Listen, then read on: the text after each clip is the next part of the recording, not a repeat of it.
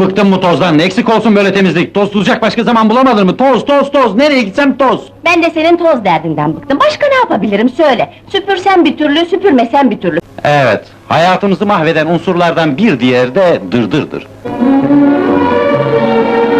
Gözün aydın karıcığım, bundan sonra ne dırdırdan ne de tozdan bir şikayetimiz olacak. Nedir o elindeki? Bir gırgır!